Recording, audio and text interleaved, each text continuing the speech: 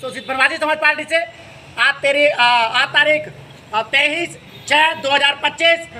तो मैंने पहले भी कहा, यह अस्तित्व की जंग है, वजूद का प्रश्न है।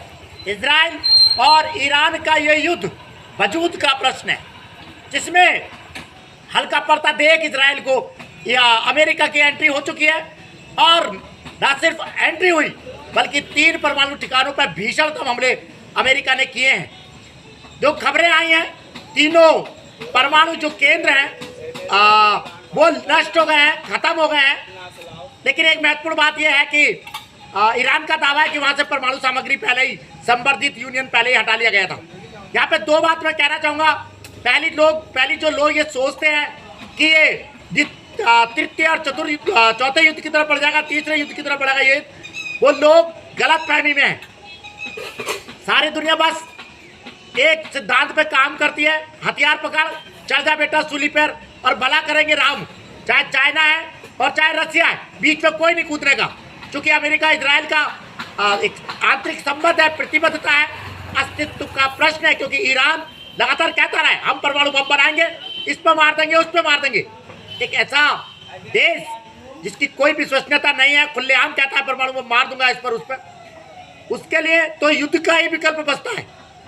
एक बात और मैं सोचता हूं इस संदर्भ में, अस्तित्व के और वजूद के प्रश्न में, कि भारतीय राजनीतिक नेतृत्व ने, भारतीय सैन्य नेतृत्व ने पाकिस्तान को परमाणु बम क्यों बनाने दिया।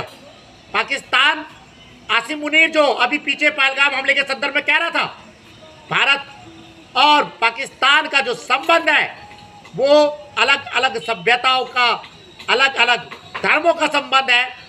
मतलब बात वही है, सभ्यताओं का संघर्ष है, वजूद का प्रश्न है। आप घृणा पाले हुए हैं और बम कभी भी मार देंगे।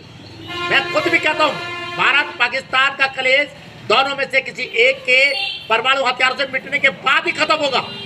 आपने क्यों बनाने दिया पाकिस्तान को परमाणु हथियार? ऐसा बेवकूफ नेतृत्व हिंदुस्तान ने पैदा किया। दोस्तों, शीर्षासन धरना आप जानते हैं लगातार जारी है जनहित याचिकाओं के लिए। मैं एक बार फिर दोहरा दूं, जनहित याचिका स्कूली शिक्षा में जाति सूचक शब्दों में कड़ाई शुरू। अम्बेडकर जी को आधिकारिक राष्ट्रपिता घोषित किया जाए। गौतम अदानी, मुकेश अंबानी, रतन टाटा को भारत रत्न दिया जाए। यूट्यूब चैनल आप जानते हैं सत्यप्रिय सक्सेना के नाम से, लगता है बढ़ाइएगा, सब्सक्राइब कीजिएगा। तो बात अमेरिका हमले की थी, अमेरिकी हमले की थी, कारण मैं बता ही चुका हूँ। क्योंकि आप घृणा पाले हुए सारी दुनिया से खत्म करने की धमकियां दे रहे हैं, तो यही एक विकल्प बचता है, युद्ध। उस हथियार को बनाने ही मत दो जिससे आप जो है सारी दुनिया को खत्म करने का मंसूबा पाले हुए हैं।